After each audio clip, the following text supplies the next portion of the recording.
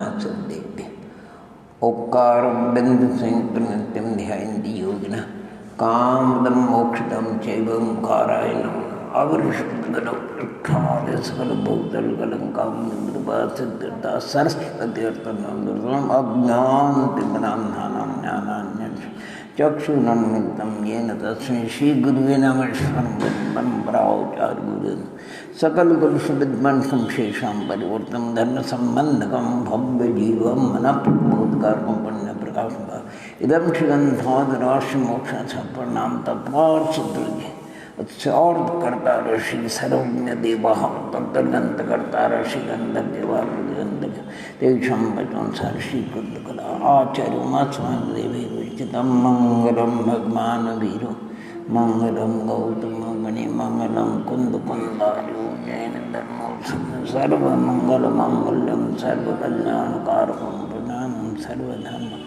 जयनम जयतु शासनम नमो अरिहंताणं नमो सिद्धान् नमो आईर्याणं नमो वज्रयाणं नमो लोय संतसाहूणं मोक्षमार्गस्य नेतारं भक्तारं कर्मभुक्ता ज्ञातारं विश्वतत्मानं वन्दे तद्मलब्धे वन्दे नमः श्रीवर्धमानाय निर्धूतकलिलात्मय सालोकानां त्रिलोकानां यद्विद्याधर्मणाय।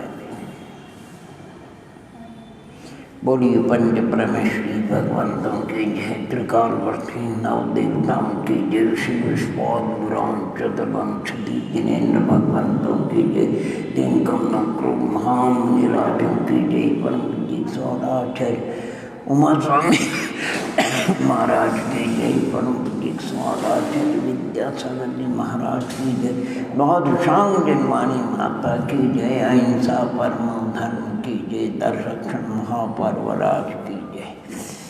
ये तत्वार्थ सूत्र ग्रंथराज जी, अपर्णा मोक्षशास्त्री जी आज आचार्य उमा स्वामी महाराज के श्री चरणों में चल करके अपन चतुर्थ अध्याय का चिंतन मनन करेंगे। ये अद्भुत उमा स्वामी महाराज का एक बैंक जिसमें 10 रूम है और प्रत्येक रूम में अलग अलग लाकर है। सब मिला करके 357 लाकर, एक एक लाकर में अद्भुत अद्भुत माल भरा हुआ है। दोनों शुद्ध स्कंद परंपरा का संगम है, प्रयाग है। इसमें एक एक सूत्र के आधार से उत्तरवर्ती आचार्यों ने ग्रंथों की रचना करी। प्रमाण नए जितने न्याय के शास्त्र वो सब इसी सूत्र को आधार करके बनाए गए हैं। षटखंडागम में जो धवल यानी सत्संख्या क्षेत्र धवल की 6 महान ग्रंथ, उसको जीवठान पूरा का पूरा सत्संख्या क्षेत्र स्पर्शन कालांत और भी सब सम्यक दर्शन ज्ञान चारित्राणि मोक्ष मार्ग, ये सूत्र तो इतना आधार है कि ऐसा कोई ग्रंथ राज चारों अनुयोगों का आप हमको जिसमें इसका वर्णन न हो। संतों की सब जीव सुख जाते हैं और सुख का उपाय सम्यक दर्शन ज्ञान चारित्र एकता और कर्म क्रमशः पूर्णता। इसलिए देखिए अभी अपन जो चिंतन कर रहे हैं 9वें अध्याय के अंदर उत्तम समाधि 10 धर्मों का वर्णन है। एक एक धर्म का प्रतिदिन उसका चिंतन मनन और पूजा अर्चना करते हैं। उसी 9वें अध्याय में अनित्य आदि 12 भावनाओं का उल्लेख है। एक स्वामी कार्के हुए, उन्होंने 450 गाथाओं के 12 इत्यादि 12 भावनाओं का वर्णन किया। उसमें लोकानुप्रेक्ष का गजब का वर्णन किया है 190 गाथा, और धर्मानुप्रेक्ष का भी लगभग 200 गाथाओं में, और श्रावक और मुनि धर्म का माने देने का तात्पर्य यही है कि और 5वें अध्याय में अजीव काया धर्मा का समुद्र 50 कुंद आचार्य भगवान के द्वारा रचित पंचाक्षकाय का यानी जीवादि 7 तत्वों का वर्णन सभी ग्रंथ राजों में मिलेगा। और सम्यक दर्शन ज्ञान चरित्र का भी संक्षेप में विस्तार से वर्णन अवश्य मिलेगा। इसलिए शास्त्र इसको बड़े बड़े ज्ञानियों ने इसको कहा ये जैनियों का बाइबल है, हिंदुओं का जैसे गीता इस प्रकार ये है, और मुसलमान भाइयों का कुरान शरीफ वैसे ये तत्वार सूत्र है। महान ग्रंथ है, महान ग्रंथ है। एक एक सूत्र का अवलंबन लेकर के आप प्रतिदिन उसका चिंतन मन करो। 357 दिन, 5 दिन की छुट्टी रख लो, 8 दिन की, और इस ग्रंथराज का केवल शब्दोच्चारण करते हैं, पाठ करते हैं। तब आचार्य भगवंतों ने एक उपवास का फल बतलाया। इस ग्रंथराज में कहीं पर भी इतना सापेक्ष वर्णन है, अनेकांत दृष्टि से अर्पित और अनर्पित सिद्धि। कहीं पर फूट का फुआ भी नहीं मिलेगा, और झबले यानी झगड़े का झ भी नहीं मिलेगा।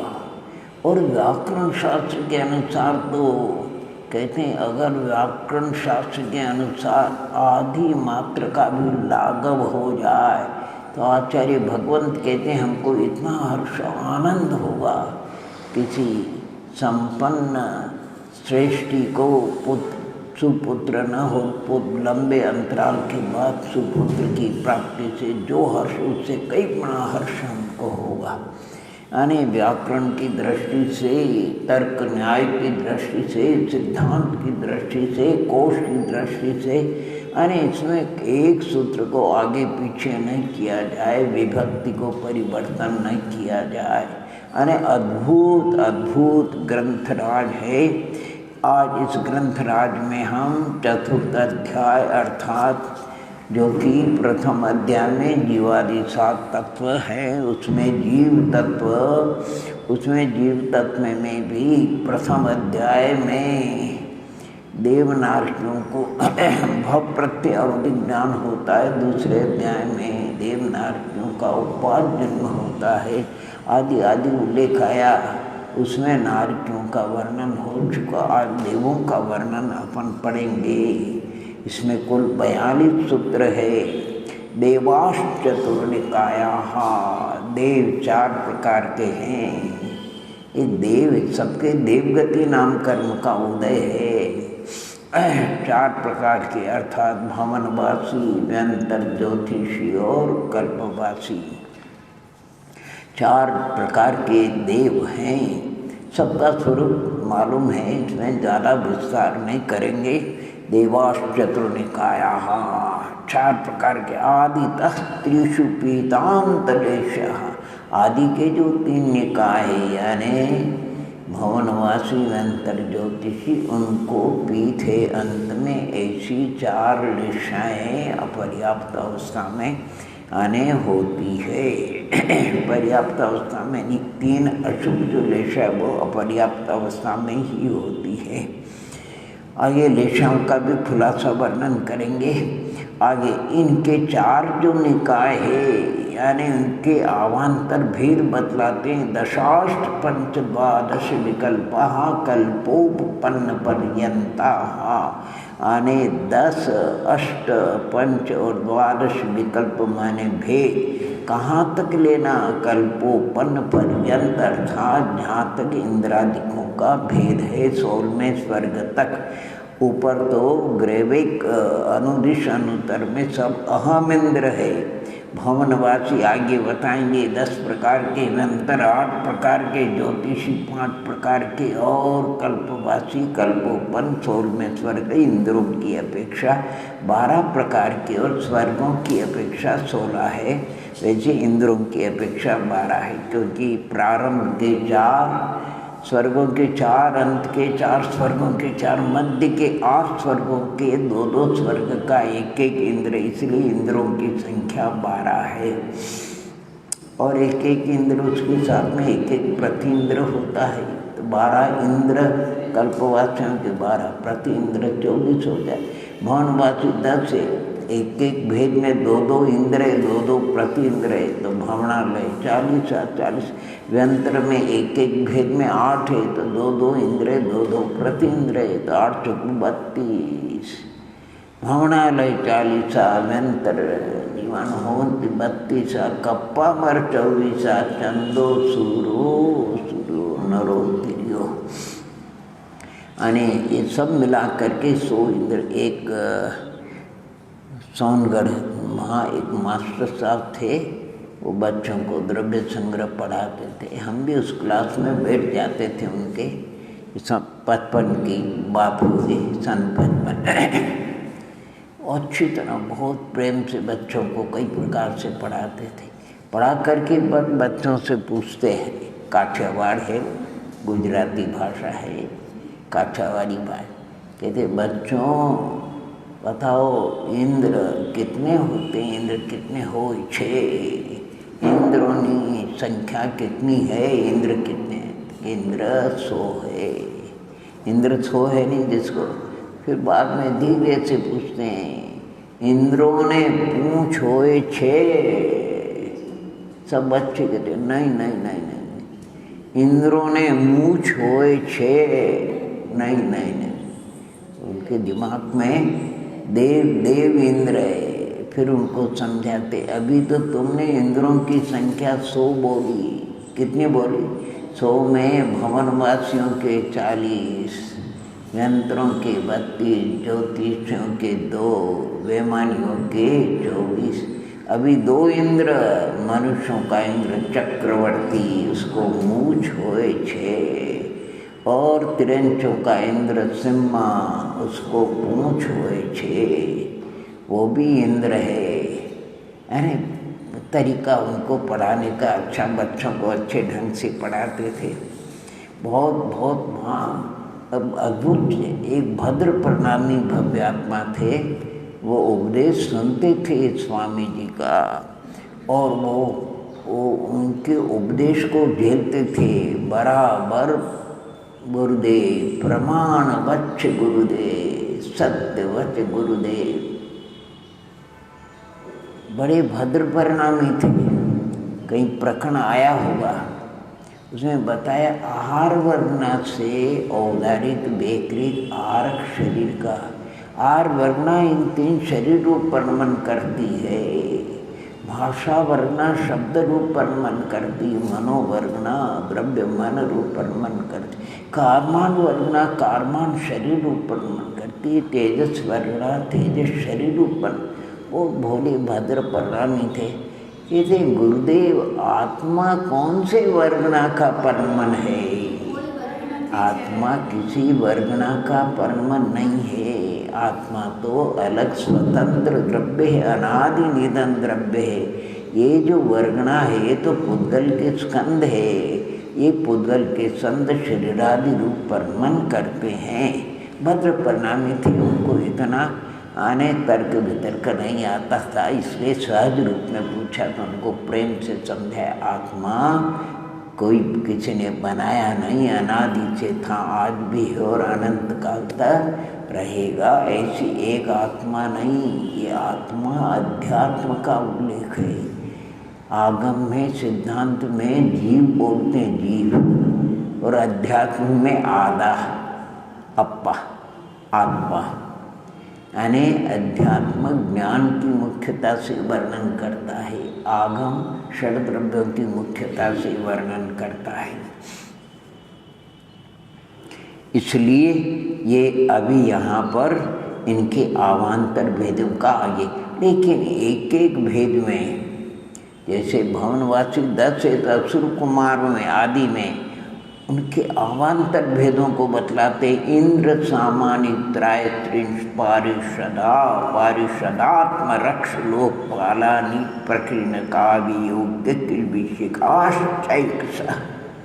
एक सा माने एक एक के अंदर, यानी जो ऊपर भेद बता उसमें इंद्र, कोई इंद्र है, कोई सामानिक है, कोई त्राय त्रिंश है, कोई पारिषद है, आत्मरक्ष है, लोकपाल है, अनीक है, प्रकीर्ण है, और अभियोग अभियोग अभियोग सबका अर्थ बताया। इंद्र जिसकी आज्ञा चलती है, जो प्रभुत्व से युक्त होता है। इंद्र के परिवार के समान जो होते वो सामान्य कहलाते हैं। मंत्री परिषद के समान होते हैं वो 33 कहलाते हैं। सभा में बैठने का जिनको अधिकार है वो पारिषद कहलाते हैं। 3 प्रकार की सभा होती है इंद्र की, अभ्यंतर, मध्य और बाह्य। आग बॉडीगार्ड के समान होते हैं वो आत्मरक्ष कहलाते हैं। लोग माने नगर की पालना करने वाले, रक्षा करने वाले, व्यवस्था करने वाले लोकपाल 4 होते। अनेक जो अनेक सेना रूप होते जो अनेक कहलाते, प्रचंड बिखरे हुए होते हैं। अभी योग जो वाहन रूप जिनको परमन करना पड़ता है बड़े देवों की आज्ञा से। किल्बिष जो देवों में थोड़ा हीन पुण्य वाले होते हैं, ऐसे 10 प्रत्येक में ये 10 भेदे, लेकिन कुछ अपवाद है। अपवाद उसको आगे के सूत्र में बताते हैं। त्रायस्त्रिंश लोकपाल वर्ज्य व्यंतर ज्योतिष खाहा। आने व्यंतर और ज्योतिष में 2 जाति के देव नहीं होते हैं। त्रायस्त्रिंश यानी मंत्री परिषद नहीं होती, लोकपाल नहीं होते, क्योंकि ये खरभाग, पुंखभाग और त्रिलोक में यत्र तत्र माने इनका निवास और विचरण करते हैं। बाकी भवनवासियों में 10 ही प्रकार के होते हैं। कल्पोपन कल्पवासियों में भी 10 प्रकार के होते हैं। ऊपर तो अहम इंद्र है। अच्छा, अब इंद्रों की व्यवस्था बताते हैं। इंद्रों की व्यवस्था पूर्वयोर्विंद्रा, पूर्व के जो 2 निकाय भवनवासी और व्यंतर, प्रत्येक में 2 इंद्र। उनके सर्वार्थ सिद्धि में तो नाम भी उल्लेख किया, जैसे असुर कुमार के चमर, चमरेंद्र और वेरोचन। जैसे राक्षसों के इंद्र भीम और महाभीम, ऐसे उन्होंने बताए हैं। और देखो वैमानिक देवों में सुधर्म और ईशान, उनके साथ में प्रतीन्द्र भी होते हैं। सानत कुमार महेंद्र, ब्रह्मोत्तरे ब्रह्मेंद्र है। लांतव का अभिषेक लांतवेंद्र है। शुक्रमा शुक्रेंद्र है। सतार शस्त्रा सतारेंद्र है। फिर आनतेंद्र प्राणेंद्र, आर्णेंद्र और अच्युतेंद्र, इस प्रकार 12 इंद्र है। उनके साथ में प्रतीन्द्र भी होते हैं। पद्म पुराण का जब आने श्रवण पठन करते हैं तो सीता का जी 63 वर्ष तक आने आर्यका रूप में साधना करके, स्त्रीलिंग छेद करके वो 16वें स्वर्ग में प्रतीन्द्र हुआ। आने आर्यका माताएं वगैरह जो पंचम स्थान वृत्ति भी होती है। लेकिन इंद्र ऐसा उल्लेख है, इंद्र और लोकांतिक देव क्या ये भावलिंगी संत ही होते हैं। और नवग्रह के ऊपर भावलिंगी संतों का ही उत्पन्न होते हैं। नवग्रह के तो पहले गुणस्थान वृत्ति निर्गंत साधक भी यानी जीव रक्षा आदि के परिणामों से उत्पन्न हो सकते हैं। इस प्रकार इनमें इंद्रों की व्यवस्था है। भवनवासी में ज्योतिषी 5 वेदे, लेकिन इंद्रों की व्यवस्था क्या है तो वहाँ 2 है। चंद्रमा को इंद्र कहा। ये जो हमको दिखाई देते हैं ये उनके रहने के विमान है। यानी अर्ध क्या कहते हैं, नींबू को आधा करो, माने ऊपर बिल्कुल थाली के समान होता है, ऊपर बुल थाली के समान है, नीचे का भाग इस प्रकार का है। और इनमें ये मैं अपने परिवार के रहते हैं तो चंद्र एक नहीं है। इस जम्बू तिर्यक लोक में ऐसे असंख्य चंद्र विमान है। अरे जम्बू द्वीप में 2 विमान है उसके। लवण समुद्र में 4 है, कालोदधी समुद्र में, जम्बू द्वीप में 2, लवण समुद्र में 4, कालोदधी समुद्र में कितने 12, और नहीं वो धात्री खंड में 12 और कालोदधी में 42 और आधे पुष्करार्ध में 72 कुल 132। ये 2.5 द्वीप में 45 लाख योजन में इनके वलय है। कुल मिलाकर के 132 चंद्र विमान है, तो 132 ही चंद्रमा इंद्र है, और सूर्य के भी इतने ही है। आगे के वलय में, प्रत्येक वलय में 4-4 की संख्या बढ़ती जाती है। द्वीप के प्रारंभ के वलय से समुद्र के प्रारंभ दुने हो जाते हैं, और अंत में तो स्वयं रोमान द्वीप इतने वलय बड़े हैं जिसमें एक एक वलय में असंख्य चंद्रमा की तरह। इसलिए देवों में सबसे ज़्यादा संख्या ज्योतिषियों की बताई है।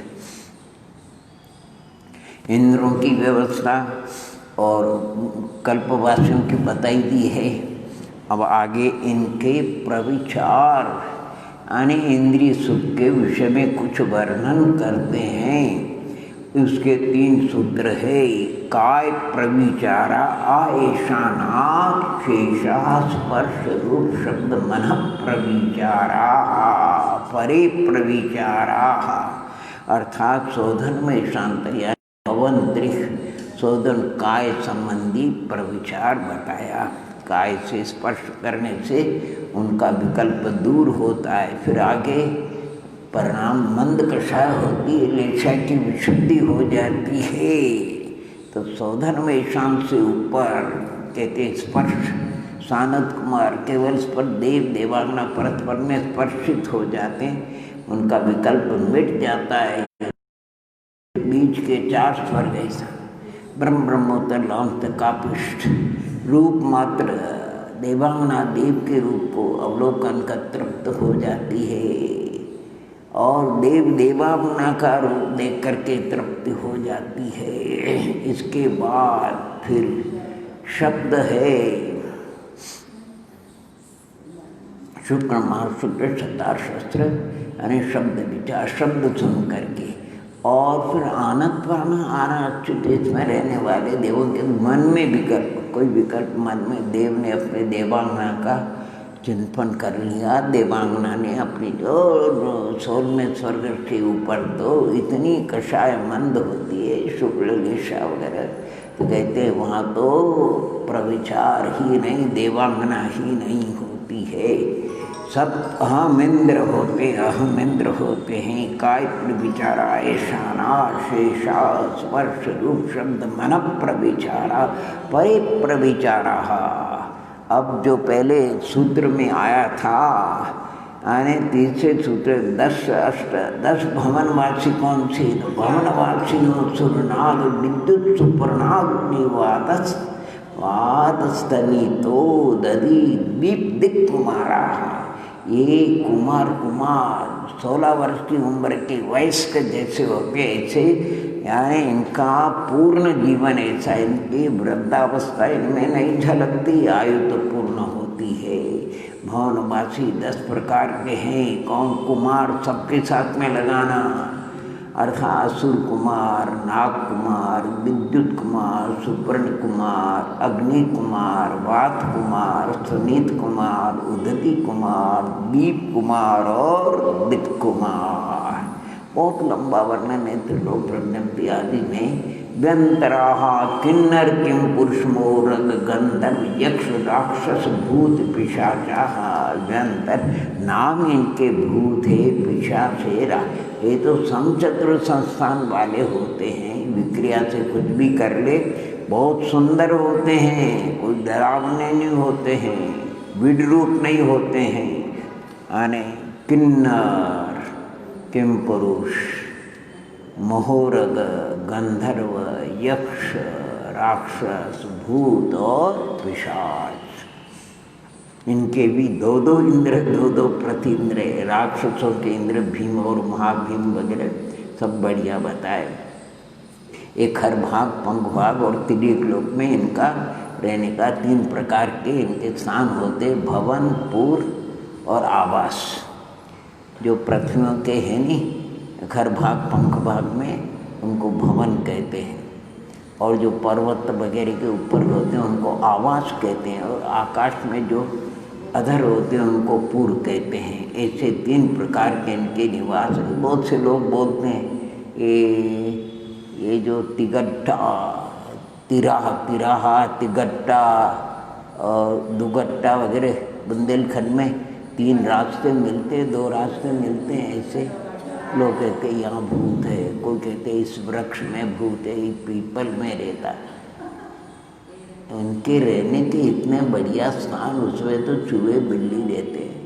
हाँ, विक्रिया से सर्वत्र आते जाते हैं, कोई ऐसे गंदे स्थानों पर नहीं रहते वो। और उनका रूप भी बड़ा सुंदर है, गलत और गलत खाना भी नहीं खाते हो। ये जो लोग असमझ लोग है, ये देव के लिए ये चढ़ा दो, ये चढ़ा दो। देव को मन संबंधी आहार होता, मन में विकल्प होता, उनका पुण्योदय होता है, कंठ के अंदर अमृत रूप ब्रह्मन हो जाता, तृप्त हो जाता। अरे हल्के से हल्के देव को भी कंठ में ब्रह्मन हो गए, अभ्यंतर में 10,000 वर्ष की, उसको भी 2-3 दिन तक फिर भूख नहीं लगती। और जो वैमानिकादिक देव है, उनकी बात तो बहुत निराली है। जैसे 16वें स्वर्ग का कोई देव है, इसकी 22 सागर की आयु है, उसको 22,000 वर्ष तक क्षुधा का विकल्प नहीं होता, इतनी असाता मंद उदय है उसको। और जैसे विकल्प उत्पन्न हुआ, कंठ में अमृत रूप, और 22,000 वर्ष के लिए फिर छुट्टी। श्वास, ये जो अपन श्वास लेते हैं, एक पक्ष 15 दिन के बाद उनको लेना पड़ता है। अपने तो एक मुहूर्त में ये नाड़ी चल जाती 3,773 बार, और ये 15 बार अपन श्वास ले लेते हैं इस प्रकार। अरे देवों का स्वरूप तो सही जानना चाहिए, ताकि ये भ्रांति सब मिट जाए। अरे बहुत से लोग कहते हैं, लेकिन अब क्या करें, बहुत से ये माना है, हम निषेध नहीं करते हैं, देव है, व्यंतर देव इधर उधर आते जाते बिटिया करते हैं, लेकिन एक कभी कोई व्यंतर देव मिला ही नहीं। बहुत ऐसे, जहाँ एक मलकापुर में रहते थे नहीं, वहाँ वो जो समाज का, उसको नगार खाना बोलते थे, समाज की उपयोग की धर्मशाला थी। ऊपर नीचे, ऊपर बड़ा अच्छा हॉल था, उसमें रहते थे। 2-3 साल तक रहे। मेरे को किसी ने वहाँ कह दिया कि यहाँ एक बच्चा, लड़का, युवा पतंग उड़ा रहा था, टीन शेड ऊपर लगे हुए थे, और वो गिर गया और मर करके भूत हो गया, भूत। अब मेरे को कह दिया भूत हो गया। अभी यहाँ कोई कह रहे यहाँ कोई भूत रहता है। तो मैंने कहा अच्छी बात है भैया, देव है, अपने होगा तो दोस्ती कर लेंगे, कभी आएगा देखेंगे, पहले किसी भी रूप में आएगा तो उसकी परछाई पड़ती कि नहीं, आँख की टिमकार लगती कि नहीं, इससे पता लग जाता है। 3-7 वर्ष में कोई आए ही नहीं, क्या करो। अच्छा, शाम को पोथी, वहाँ पोथी बाँचते, ऐसा बोलते हैं, शास्त्र सभा कर रहे थे, और योगान योग की बात है। नीचे जो हॉल होता है, जहाँ रसोई वगैरह बनती है, लोग जीवते वगैरह करते हैं, अंदर में पानी की टंकी थी, कोई सोडा लेमन की बोतल है, वो टंकी में किसी बाल गिरा दी होगी। अब वो चूहों को निकलने का रास्ता बंद होगा, तो चूहे उसको हिलाते, तो वो अंटी रहती, तो वो बचती है, तो आवाज़ आती उसमें। वो बच्चों ने कहीं अंधेरा होगा, वो आवाज़ सुनी होगी, कहते आज तो भूत है। तो बाहर मंदिर के ओटले पे सब इकट्ठे हो गए, आज तो पंडित जी को भूत बताएंगे। हम शास्त्र बाँच करके बाहर आए, और बच्चे और एक पंडित जी आज भूत बताएंगे। मेरे को बहुत अच्छा, चलो भैया। अब वो अंधेरा था, सब घबराते। मैंने कहा आगे मैं हूँ, तुम पीछे पीछे आओ, डरो मत। थोड़ी देर खड़े रहे, आवाज़ आई, अरे अंदर से आई, अंदर में जहाँ रसोई वगैरह बनती है। उनका धीरे धीरे धीरे धीरे पहुँच गए, धीरे से लाइट लगा दी, देखो भूत भाग नहीं जाए। फिर आवाज़ आई, अंदर से आ रही, फिर देखा कहाँ से, टंकी से आ रही, धीरे से बैटरी से देखा, इतना बड़ा चूहा। और फिर बच्चों को हमने बताया, देखो ये भूत है। बेचारी को इसको रास्ता नहीं मिल रहा, तो इसमें हो जाता। बहुत भूत है, हम मानते हैं, ऐसा नहीं कि भूत है, हम तो जिस गांव में रहते थे वहाँ हमारे एक मित्र थे, कोई गलत नशा कर लिया भांग का और उनको क्या कहते वात रोग हो गया, वात रोग। इतनी ताकत, भगना करना, अरे गैया को पकड़ ले तो छोड़े नहीं। लोग सब डरने लगे, इनको तो भूत लग गया, भूत लग गया। बड़ी विचित्र बात। हम जाते थे, बड़ी बढ़िया बात जरा भी कुछ नहीं करते और अच्छी बात करना वगैरह। हमारा ये था कि भैया अगर भूत है तो हम तुम्हें पूछेंगे, व्यंतर हो कि तुम ज्योतिषी हो, बोलो तो सही, पूछना तो पड़ेगा क्या नहीं। अरे व्यंतर हो तो कौन सी जाति के, किन्नर किम पुरुष जाति के। फिर पूछेंगे तुम कहाँ रहते हो, तुम्हारी आयु कितनी है, कम से कम एक देव के 32 देवांगना होती है, तुम्हारा आहार कैसा है, वो सब बातें पूछेंगे कि नहीं पूछे। और देखो यार बढ़िया है, तुम में कहाँ तक घूमने की शक्ति है, आज से तुम हमारे मित्र, हमको श्रीमंत परमात्मा के दर्शन करा दो। और समय शिखर वगैरह जाना तो चर्च से चले गए दुनिया भर के रिजर्वेशन वगैरह, लेकिन अभी तक तो कोई भूत आए। अरे यहाँ इंदौर वहाँ एक हमारे काका, उनके घर से वो क्या होती पता नहीं, वो कहते इसको तो चुड़ैल लगी हुई है। मंदिर में पूजन कर रहे थे, लोग दौड़ करके आए, आज चलो हम चुड़ैल बताते चुड़ैल। हम गए, कोई बात नहीं, चुड़ैल है ही नहीं, पता ही नहीं चुड़ैल कहाँ चली गई। यहाँ इंद्रवन में रहते थे, ये क्या बोलते इसको, गौशाला बोलते, एक सूरजमल जी, उसके बेटे के कोई शाबाश, उसको कहते भूत है, देखो भूत बता। मैंने कहा चलो भैया, गए। वो बात ही नहीं करते, वो बात ही नहीं करते। हमारा मतलब ये था कि एक भी कोई अगर अपना मित्र बन जाए तो कितना अच्छा काम हो जाए, लेकिन अभी तक कोई मित्र बना ही नहीं। अब क्या करें। अरे बड़ी विचार करना, यद्यपि हम भूत का निषेध नहीं करते, उनका बताया खरभाग, पंख भाग और तिर्यक लोक में यत्र तत्र विचरण करते हैं। उनका जन्म उपवास जन्म है। कौन सा जन्म है? अंतर्मूर्त में उनका शरीर बन जाता है विक्रिया से। वो देखो अग्नि रूप भी परमन कर सकते हैं, शेर रूप भी परमन कर सकते हैं, भालू भी बन सकते हैं। विक्रिया से वो अनेक प्रकार की चेष्टा कर सकते हैं। हाँ, किसी के पूर्व का पाप उदय हो, नहीं आए समझे, पाप उदय हो तो वो निमित्त हो जाए जैसे। और हम तो कहते हैं कि भूत, ये जो आप ताला वगैरह अपन लगाते नहीं, तिजोरी वगैरह सामान रखते हैं, भूत के लिए लगाते हैं। भूत के लिए वो तो विक्रिया से कैसे ले जाएगा? तिरंच के लिए, तिरंच को अभी यहाँ सोना चांदी रखो, सूंघेगा भी नहीं। ये सब सबसे बड़े भूत तो ये मनुष्य आप और खतरनाक है। भूत हे व्यंतर जाति के देव है, लेकिन उनका स्वरूप जानना जरूरी है। अच्छे ज्योतिषी देव है, ज्योतिर्लोक के देव है, उनको भी जानो। अरे वस्तु स्वरूप जान लेते हैं तो बड़ा आनंद रहता है। यानी जब तक वस्तु स्वरूप नहीं जानते नहीं तो ऐसी कल्पना होती बहुत सी। यानी कई आपने गांधी जी की जीवन गाथा पढ़ी होगी, कोई अहमदाबाद साबरमती वगैरह आश्रम में, तो घूमने के लिए गए, लौट करके आ रहे थे, वो चर्चा करते यहाँ ये पीपल का कोई वृक्ष, यहाँ भूत है भूत है।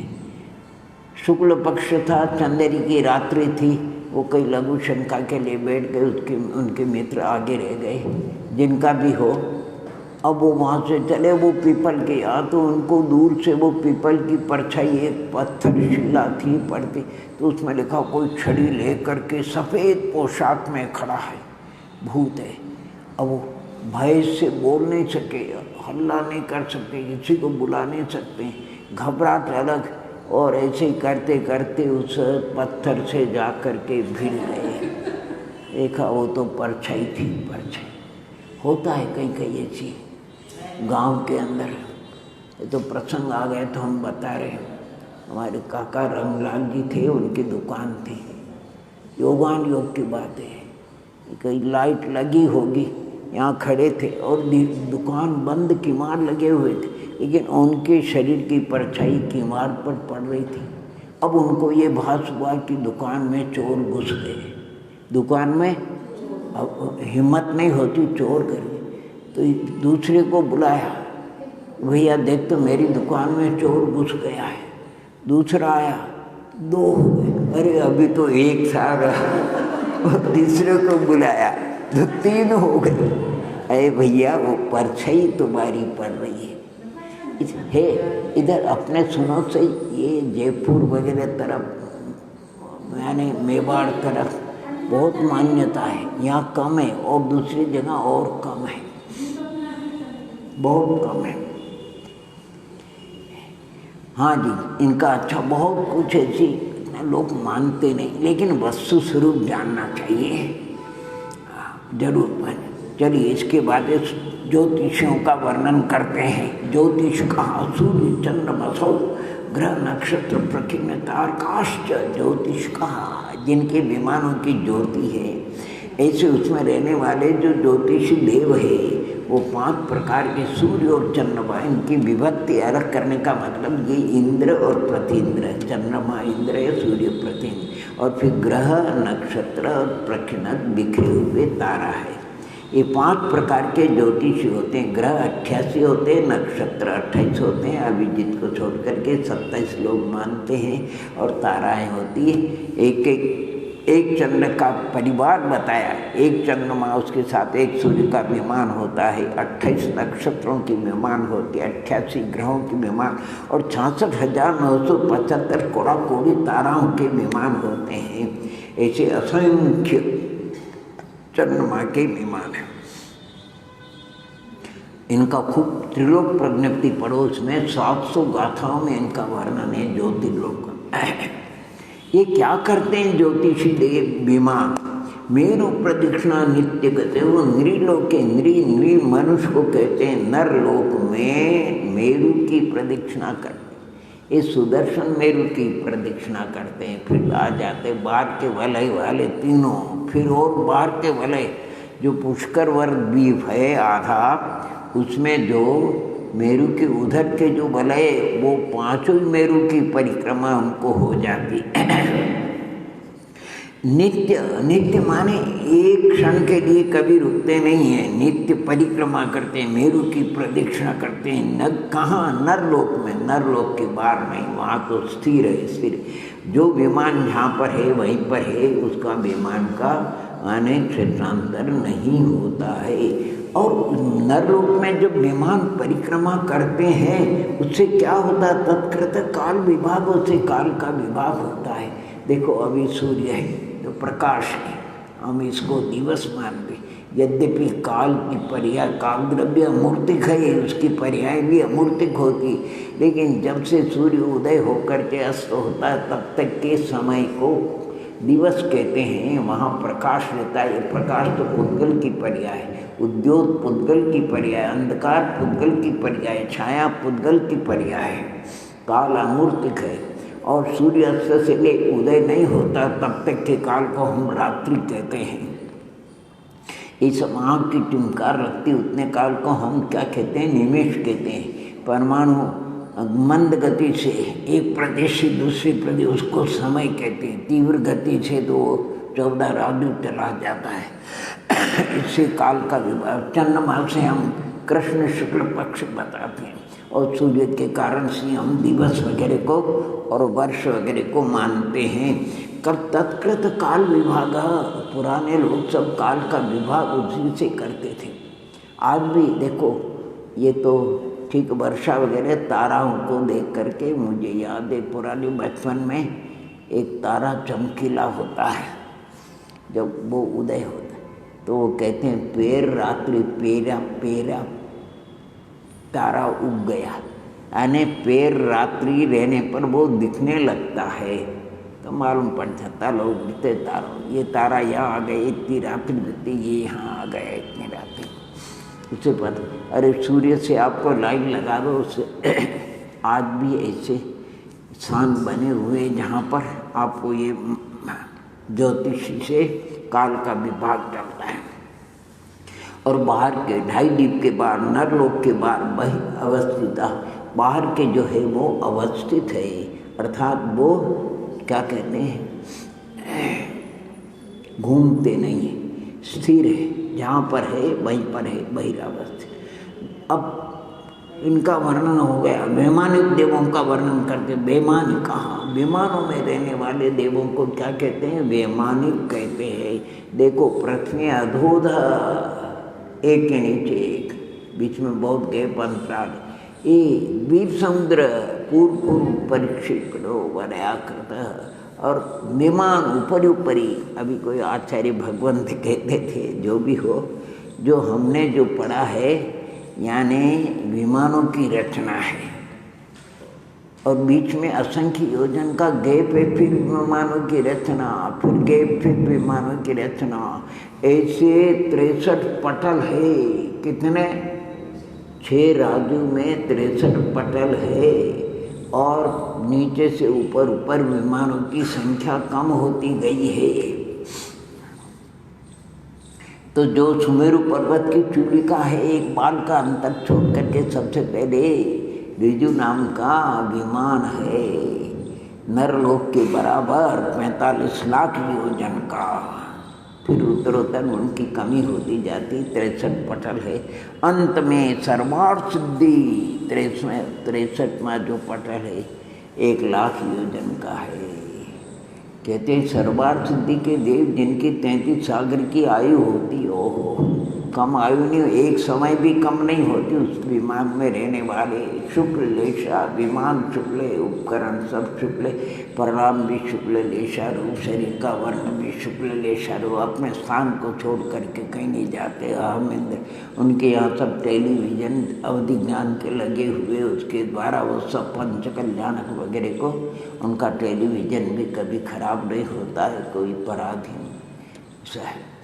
तो ये जो विमान जो बताए इनका, इसके लिए बता रहे यहाँ से 31वां पटल है, वहाँ पर जो 18वां दक्षिण में जो 18वां श्रेणीबद्ध है, वहाँ सोधर्मेंद्र का निवास है। जिस विमान में सोधर्मेंद्र रहते वो असंख्यात योजन लंबा चौड़ा है, सबके मध्य में जनालय बना हुआ भव्य, ओहो, जिसमें पद्मासन 500 धनुष की प्रतिमा, पद्मासन बैठ जाए वैसे भव्य रत्नमयी प्रतिमा विराजित है। मंदिर में 108 प्रतिमाएं, जन्म लेते ही पहले ही नियोग से उन्हीं का दर्शन करते हैं, पूजन, फिर उत्तर शरीर के द्वारा फिर महाविद्य क्षेत्र में जाते हैं। फिर पास में मानस में उपवास शैया, कांच के मंदिर में भी कुछ बना रखे, वहाँ पर उपवास शैया जैसा देव उत्पन्न होते हैं, देवांगनाओं की उपवास शैया अलग होती है। फिर उसके देव जो उसका परिकर के लोग कहाँ रहते उन सबके निवास को भी बताया है। बहुत कुछ सुंदर वर्णन है।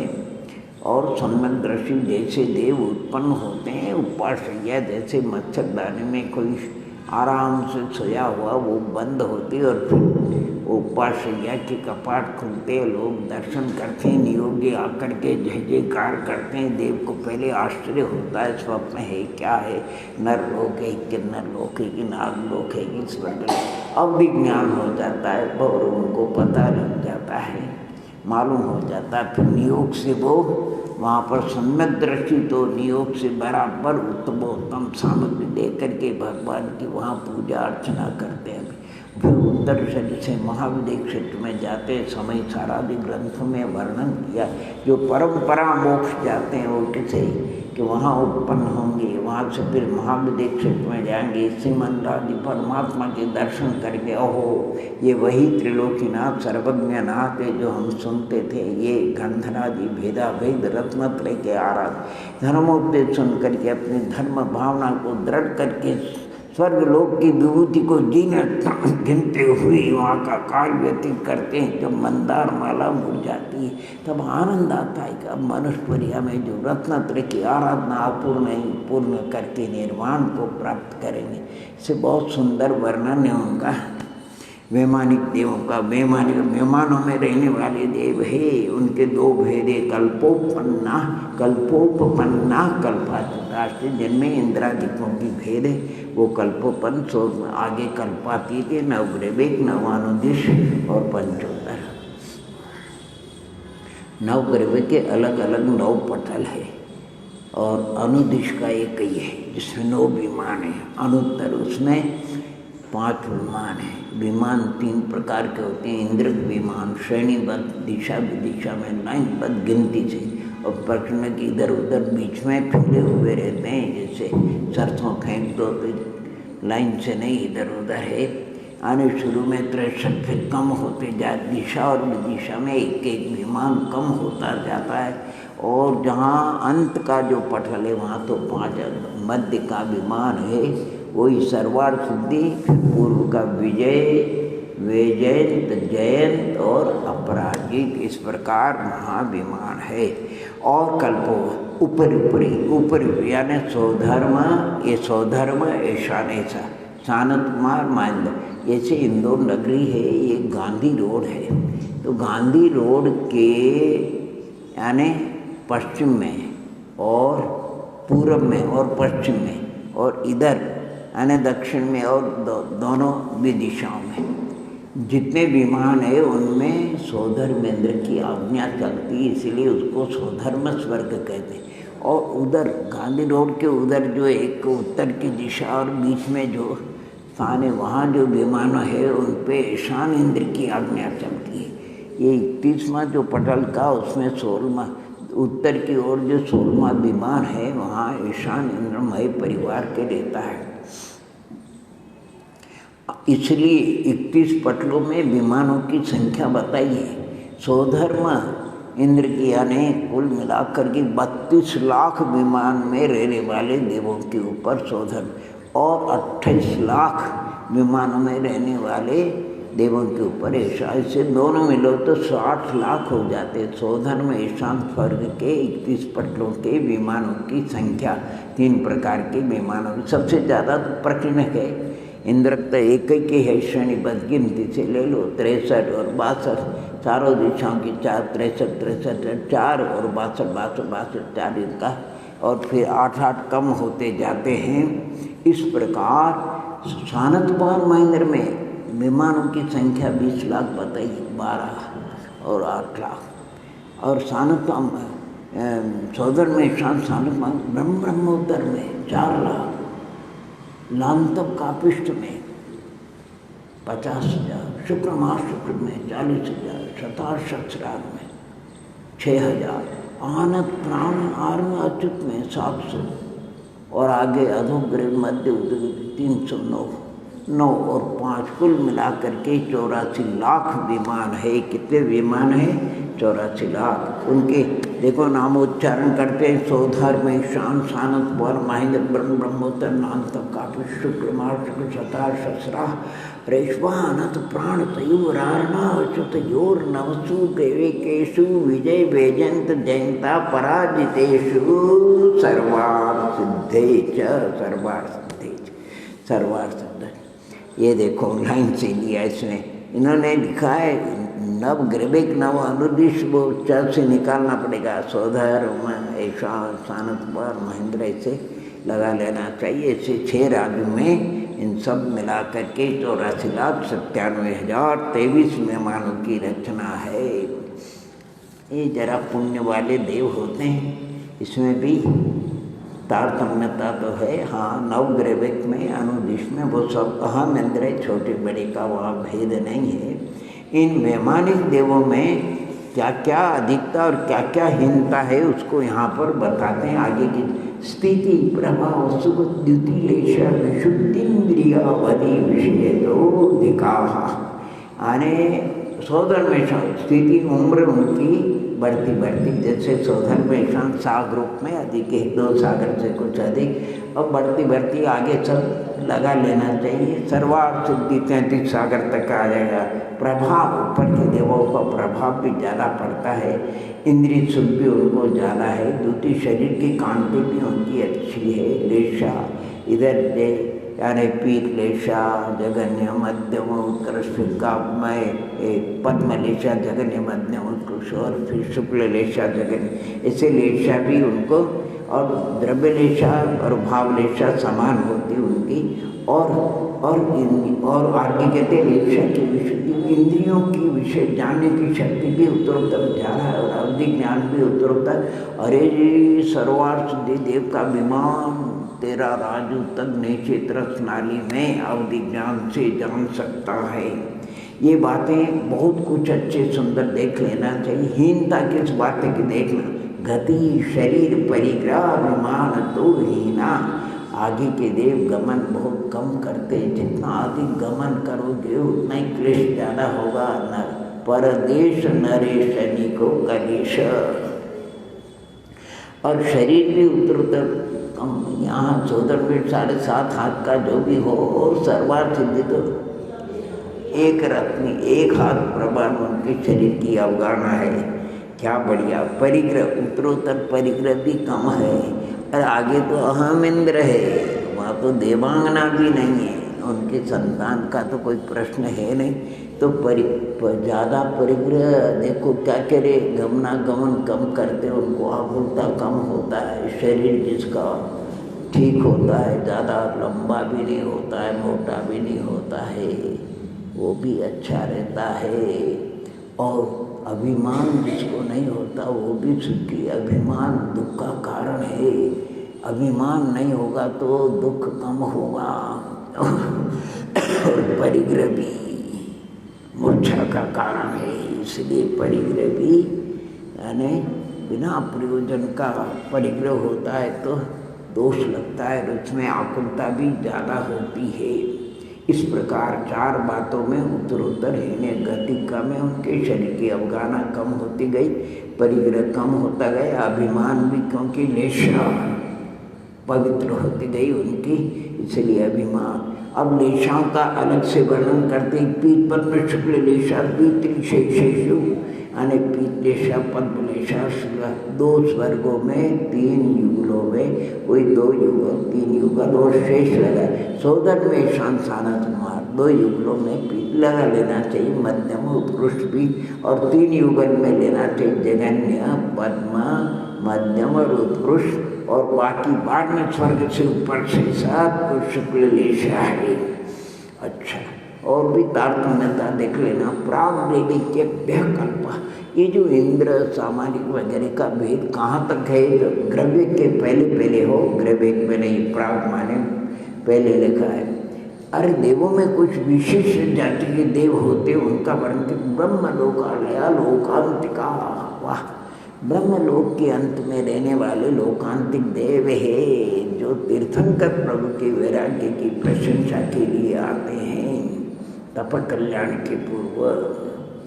ये 4 लाख के करीब इनकी संख्या बताई हो। एका भाव ताकि भाव लेंगे संत ही लोकांतिक देव होते हैं।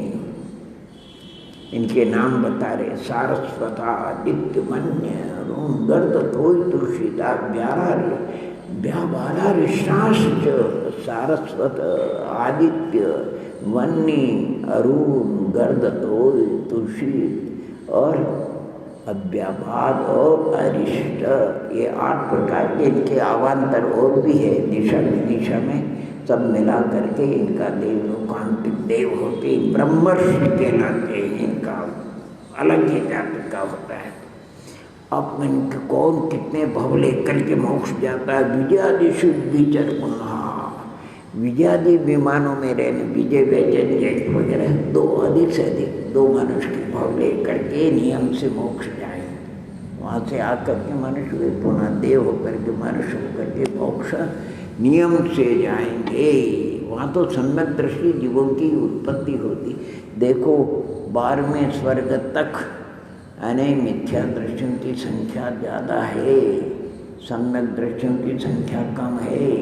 और आनंद प्राणार्चित 12वें स्वर्ग से ऊपर 9 ग्रेवे तक सम्यक दृष्टि ज़्यादा है, मिथ्या दृष्टि कम है। 1 भाग मिथ्या, 2 भाग सम्यक दृष्टि है, और आगे तो बिल्कुल सम्यक अनुदिश अनुदित वाले तो शुद्ध सम्यक दृष्टि है। अभी अपन विमानों की संख्या आपको बताएंगे, ऊपर तो विमान भी बहुत कम है, यानी आना पुराना 700 विमान है और तीनों नौ ग्रह के मिलकर के 309 विमान है, अर्थात 111, 107, 91 और अनुदिश के तो 9 है और अनु करके 5 है। उत्तर उत्तर बहुत देव कम हो गए, लेकिन वो कहते सर्वार्थ सिद्धि के देव है नहीं। कितने हैं सर्वार्थ सिद्धि के देव? जम्बू द्वीप 1 लाख योजन पर और अफगाना छोटे छोटे अंगुल वगैरह से, वो छोटे योजन से, अफगाना छोटे धनुष से, और विमान जो है वो बड़े धनुष से।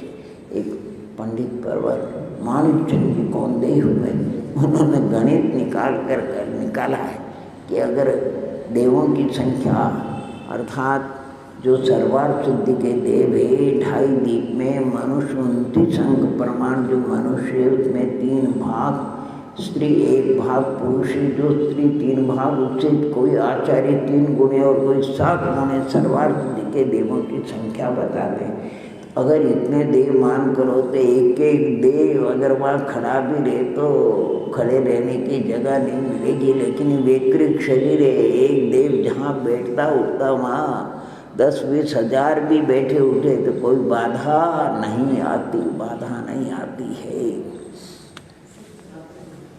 ऐसे देवों के विषय में यहाँ पर बताया विचरमा लिखा, अर्थात विजयादिशु विचरमा। ये लोकांतिक देव तो एक भवावतारी, सर्वार्थ सिद्धि देव एक भवावतारी, सौधर्मेंद्र एक भवावतारी, और तो और जाने दो।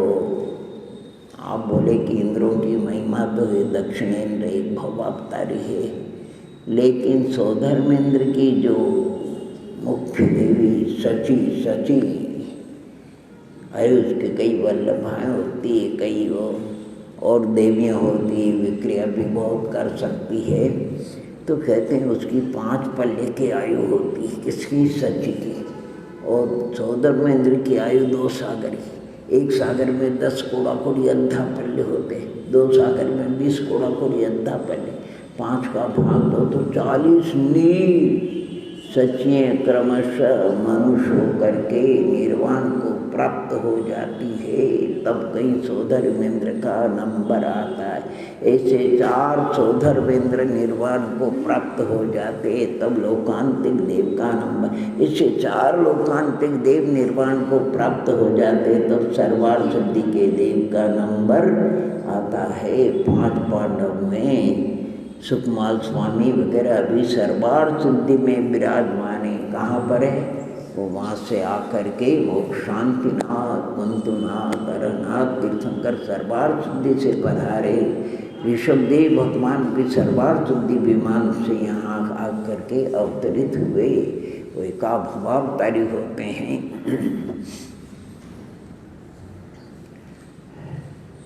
विजयादिशु विचरमा औपाधिक मनुष्य शेषा एक सूत्र, इसमें 27वें नंबर का सूत्र है।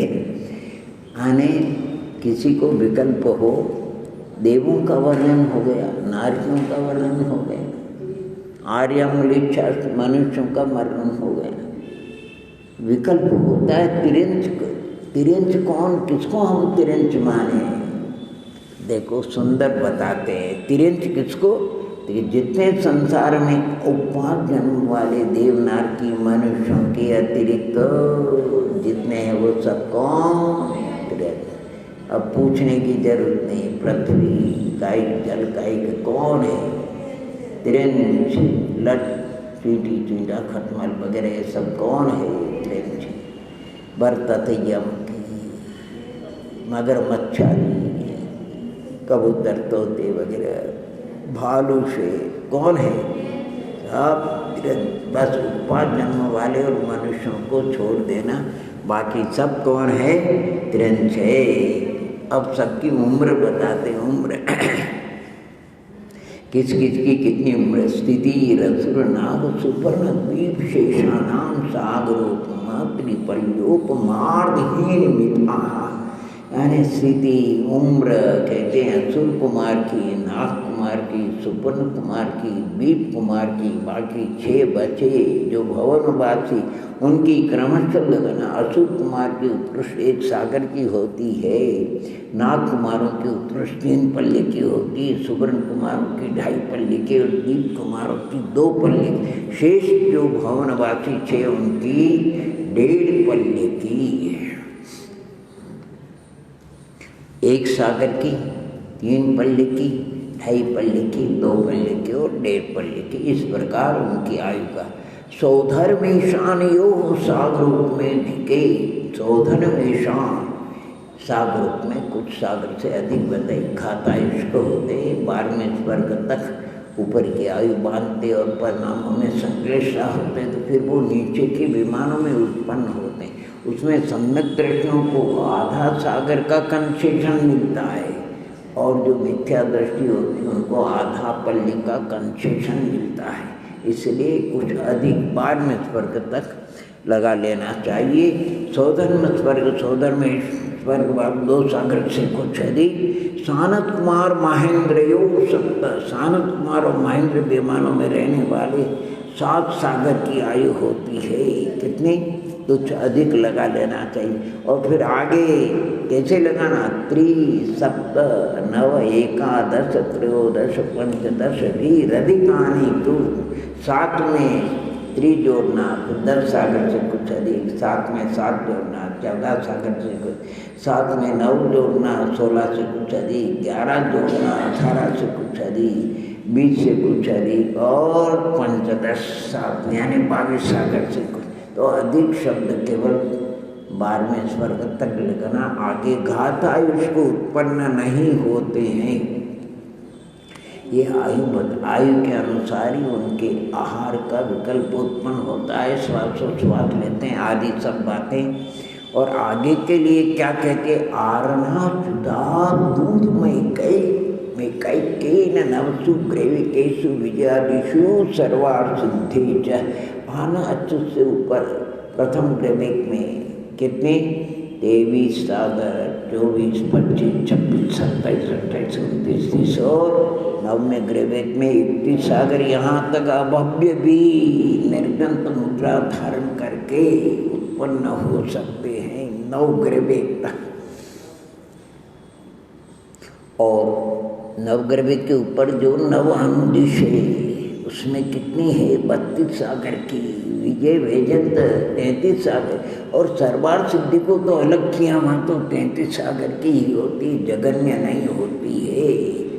इस प्रकार इन वैमानिक देवों की आयु का वर्णन भामंत्री वगैरह का। और आगे क्या कहते? अपरा पल्य उपमा बधिकम। अपरा माने जगन्य आयु की। वैमानिक देवों की कम से कम 1 पल्ले की होती है, कुछ अधिक। जो देवांगना 1 पल्ले से कम आयु वाले वैमानिक देव देवांगना भी नहीं होती है, एक कुछ अधिक होती। और आगे के विमानों में कहते परतः परतः पूर्वा पूर्वानंतरा, पूर्व के उत्कृष्ट आयु है। आगे आगे के विमानों में एक समय जोड़ दीजिए, वो वहाँ की जगन्य हो जाएगी। जैसे 16वें स्वर्ग की उत्कृष्ट आयु 22 सागर है, तो प्रथम ग्रेविक की जगन्य आयु कितनी? 22 सागर और 1 समय।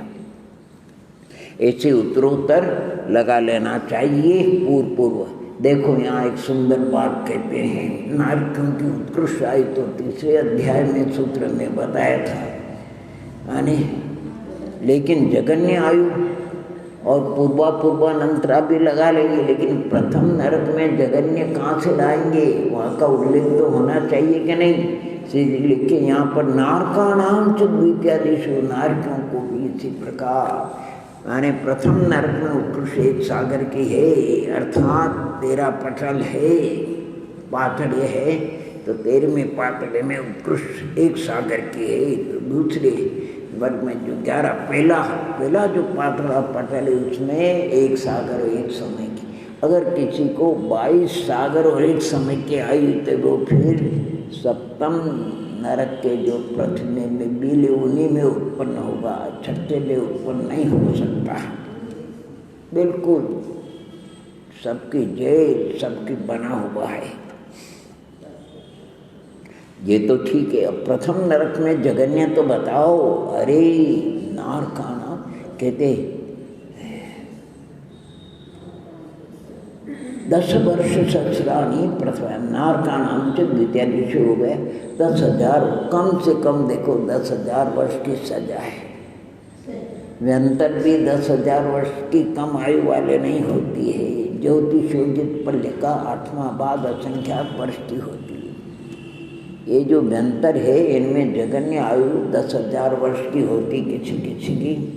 तो यहाँ बता रहे प्रथम नरकी प्रथम पातने में जो नारकी है उनकी कम से कम 10,000 वर्ष की आयु हो। 10,000 यार, एक जब शारीरिक कोई वेदना होती है, एक क्षण के लिए भी सह्य नहीं होते हैं। एक क्षण भी 1 वर्ष के समान लगता है। नरकों की आयु इतनी 10,000 वर्ष तो ठीक है, असंख्य वर्ष के सागर कैसे वो अपने जीवन को बिताते हैं सुनकर रोंगटे खड़े हो जाते हैं। कैसे इतनी भयंकर यहाँ गर्मी जरा सी होती है, अपन पंखा को चला लेते हैं, वहाँ कुछ भी प्रतिकार का कोई उपकरण नहीं, गर्मी सर्दी आदि का। यहाँ तो जरा सा भी रोग हो तो डॉक्टर वैद्य के पास चले जाते हैं। वहाँ ऐसे डॉक्टर वैद्य जो मारा पीटी करते हैं। वहाँ एक क्षेत्र कहते हैं, एक अंगुल मात्र क्षेत्र ऐसा नहीं कि जो सुख शांति का अनुकूल हो, और ऐसा एक क्षण नहीं कि ध्यान उनको कुछ अनुकूलता मिले। यहाँ जो हिंसादी भयंकर पाप करते हैं, अगर कोई किसी का घात करता है तो एक व्यक्ति का घात उसको एक फांसी एक बार, लेकिन जो कई जीवों को विराधना करता है तो नरक में कई बार उसको मरना पड़ता। मरता भी नहीं है लेकिन मरण के समान दुख होता है। शरीर के अवयव बिखरते हैं और पारे की भांति मिल जाता है। जल में डंडा मारो, जल उछलते और फिर मिल जाते हैं। बड़ी विचित्र है भैया। नारकियों का वर्णन सुन करके रोंगटे खड़े होते हैं। पंचेंद्र में सबसे ज़्यादा दुखी नारकी है। बाकी निगोद का दुख तो उससे भी भयंकर है। एक श्वास में 18 बार जन्म मरण करते हैं। भवनेश्वर भवनवासियों में भी जगन्य आयु कितनी होती है? 10,000 वर्ष की होती है। व्यंतराणाम व्यंतरों में भी जगन्य आयु कितनी होती है? 10,000 वर्ष की होती है। लेकिन ज्योतिषों में नहीं होती। आगे बता रहे व्यंतराणाम च और परापल्योपम अधिकम। व्यंतरों की उत्कृष्ट कितनी होती? एक पल्ले से कुछ अधिक होती है। वाह! व्यंतरों में ज्योतिष काणाम च ज्योतिषों में भी उत्कृष्ट आयु एक पल्ले से, जैसे चंद्रमा है नहीं देव, उसकी एक पल्ले 1,00,000 वर्ष की उम्र है। सूर्य है उसकी एक पल्ले 1,000 वर्ष की। एक शुक्र नाम का है उसकी 1,000 यानी ऐसी आयु बताई। और बाकी पल्ले का 8वां भाग कम से कम उनकी आयु होती है। जो तदस्थ भागों परा यानी पल्ले का 8वां भाग, पल्ले के 8वें अद्धा पल्ले के 8वें भाग में भी असंख्यात वर्ष होते हैं। ये ज्योतिषों की इससे कम आयु नहीं होती है। और जिन लोकांतिक देवों का उल्लेख किया जो देवर्षि है और भगवान के वैराग्य की प्रशंसा के लिए आते हैं, उनकी आयु भी यहाँ पर बताते हैं। लोकांतिकानाम अष्टौ सागरोपमाणी सर्वेशाम। लोकांतिक देवों की आयु 8 सागर की होती। कहीं कहीं 9 सागर का भी उल्लेख आता है। 8 सागर की आयु वाले होते हैं। ये बिल्कुल एक भवावतारी होते, देवर्ष कहलाते हैं। बड़े भद्र परिणामी होते हैं वैराग्य में। इसलिए तो हम कभी कभी एक भावना से कहते, अगर वैराग्य भावना भाना है किसी भव्यात्मा को तो लोकांतिक देव के पास चले जाओ। निरंतर वैराग्य भावना में मग्न रहते हैं। अगर तत्व चर्चा का लाभ लेना है तो सर्वार्थ सिद्धि आदि विमानों में चले जाओ भाव से, और पूजा वगैरह का आनंद लेना है तो नंदीश्वर दीपादी में चले जाओ, और जिन्हें बिंबाभिषेक देखना है तो 70 स्थान पर हो नदियाँ गिरती है वहाँ पहुँच जाओ, और धर्मोपदेश का लाभ लेना है तो श्रीमंत आदि के समोक्षण में पहुँच जाओ, और शांति और आनंद का अनुभव करना है तो सिद्धालय में सिद्धशिला पर पहुँच जाओ। मन बढ़िया बढ़िया भाव से जाने में कोई बाधा नहीं वहाँ जा कर के। और अगर आपको हमको परिक्रमा करना है तो पुष्कर में जो वलय है, अंत के वलय, उनमें जाकर बैठ जाओ, आपको 5 बेरों की परिक्रमा एक साथ में हो जाएगी। भाव से चिंतन से देखो, अभी भाव से अपन सम्मेशिकर पार्श्वनाथ की चंद प्रभु, भाव से जाने में कोई टाइम नहीं लगता है, शरीर से जाना अपना संभव नहीं है। भावों से ये एक व्यवहार अलग होता है, परमार्थ अलग होता है। अनेकानेक भव्य जीवों की प्रतिज्ञा होती, बिना देव दर्शन के हम भोजन आदि नहीं करेंगे। बिल्कुल सत्य व्यवहार को व्यवहार में लेना ही चाहिए। लेकिन मान लो कभी ऐसा योग हो, अब भाव द्रव्य से शरीर वृद्ध हो गया, अशक्त हो गया, कोई ऐसा प्रश्न उठा बैठा नहीं जाता है, तब क्या करोगे भैया? कहते भाव से देखो, भाव से अभी गोमटेश्वर बाबू किसने रोका आपको? होमटेश्वर मांगी तुंगी पहुँच जाओ, ऋषभदेव भगवान की 108 फीट की बन गई 52 गजा पहुँच जाओ, कौन रोकता? एक क्षण में आप जहाँ चाहो वहाँ घूमटगिरी पहुँच जाओ, बंदेरिया सिद्धवरकूट पहुँच जाओ, 52 गजा पावनगिरी पहुँच जाओ। भाव से जाने में कोई तकलीफ, द्रव्य से जाने में जरा बाधा आती है। तो ऐसे भाव से अपन ये देखो, इस चतुर्थ अध्याय में जब भी हम आजकल चिंतन करते हैं नहीं, तो हम तो कैसे चिंतन करेंगे ये लिखा है, लोकांतिक नाम वस्तु। तो चौथा अध्याय में चतुर्निकाय की देवी सिद्ध भगवान, चारों प्रकार के देव से गति छे नहीं, कुछ भी नहीं है। तृतीय अध्याय में नारकिनी हो तो सिद्ध है, और जो तिरेक लोक में वर्णन है मनुष्य भी नहीं, सब सिद्ध हो गए। द्वितीय अध्याय का चिंतन करोगे तो 5 भाव सिद्ध, क्षायिक सम्यक्त्व और क्षायिक ज्ञान दर्शन और क्षायिक वीर्य और जीवन। और प्रथम अध्याय का चिंतन करोगे तो सम्यक, वो तो मार्ग के फल को, निराकुल अक्षय अतीत के आनंद मोक्ष को। और अगर पंचम अध्याय है उसमें कोई बाधा नहीं, पंचाब सिकाय वगैरह जो भी है, और द्रव्य का स्वरूप गुण पर्याय वगैरह और पर्याय वगैरह। लेकिन छठा अध्याय नामो निशान नहीं, न सांप्रदायिक न हिरियापद न जीवादिका, न सप्तम अध्याय कुछ नहीं, न अनुरत्न महाव्रत्न उनकी भावना मैत्र्यादि कुछ न, अतिचार वगैरह समाप्त न, दान आदि। 8वां अध्याय कर्म बिल्कुल साफ, न उदय बद्ध सत्व उत्कर्षण। 9वां अध्याय भी गुप्ति समझी धर्मानुपृक्ष कुछ भी नहीं मिलेगा। 10वां अध्याय में अन्यत्र केवल सम्यक ज्ञान दर्शन सिद्धत्व। और तदनंतर यहाँ नहीं रह सकते हैं, ऊर्ध्वगमन स्वभाव ऊपर ही जाना होगा, आगे धर्मास्तिकाय आगे नहीं जाते। इस प्रकार हमने ये थोड़ा सा पुण्य के फल रूप जो देवों की पर्याय है, देवचार, उनका चिंतन मनन किया। इनका वैमानिक देवों का भी त्रिलोक प्रकृति में 700 गाथाओं में वर्णन है, और ज्योतिषियों का भी बहुत वर्णन, व्यंतरों का भी 100 गाथाओं में वर्णन है, भवनवासियों का भी, और बहुत सब कुछ विस्तार से। और उसमें भी इतना वर्णन करते हुए आचार्य भगवान क्या कहते हैं, यानी उनकी आयु वगैरह जो ये क्या कहते हैं, इंद्र सामानिक वगैरह जो देव होते हैं ना अवान्तर भेद, अब उनका उल्लेख नहीं मिलता है। तो वो क्या उदाहरण देते हैं, नदी के किनारे के जो वृक्ष है, जब नदी की बाढ़ आती तो वो उखड़ करके, तो ये इस भगवान महावीर स्वामी की परंपरा में इस उपदेश की विच्छुति हो गई, अर्थात अभाव हो गया। इसलिए हम बता नहीं सकते हैं।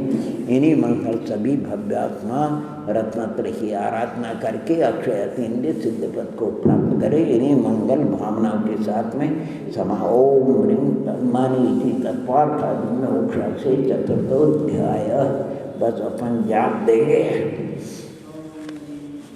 ओम ह्रीं उत्तम शौच धर्मांगाय नमः।